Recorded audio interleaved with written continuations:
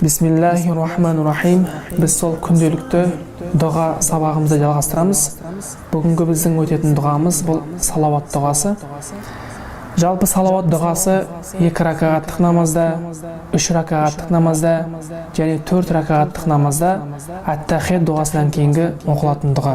Салауат деген сөздің мағынасының өзі пайғамбарымызға Аллах тағаладан игілік, жақсылық сұрап, ол кісіге салауат айту. Имам Муслим риуаят еткен хадисте пайғамбарымыз саллаллаху алейхи ва саллям: "Ман солла алейя салатан, соллаллаху алейхи биха ашран."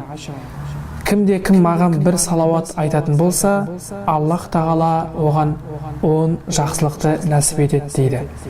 Яғни пайғамбарымызға есімі аталған кезде салауат айтсақ, Алла тағала бізге соның есесін 10 есе қайтарады екен. Имам Термизи Сунан деген кітабында келтірген хадисте пайғамбарымыз: "Ал-бахилу ман зукирту индаху фалам юсалли алейя." Сараң адам дегеніміз менің есімім аталған жерде маған салауат айтпаған адам дейді. Қайсы бір жерде пайғамбарымыз саллаллаху алейхи ва саллям аты аталған кезде соны естіп тұрып салауат айтпаған адамды пайғамбарымыз саллаллаху алейхи ва саллям сараң адамдардың қатарына жатқызған екен.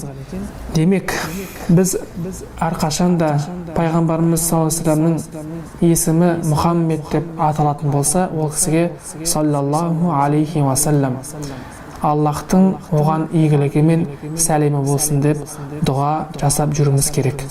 Енді мен сол дұғаны қазір арабша нұсқасынан бір айтып өтейін.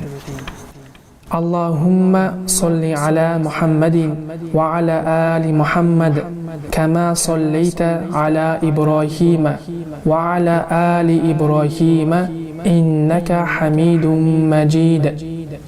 اللهم بارك على محمد وعلى آل محمد كما باركت على إبراهيم وعلى آل إبراهيم إنك حميد مجيد.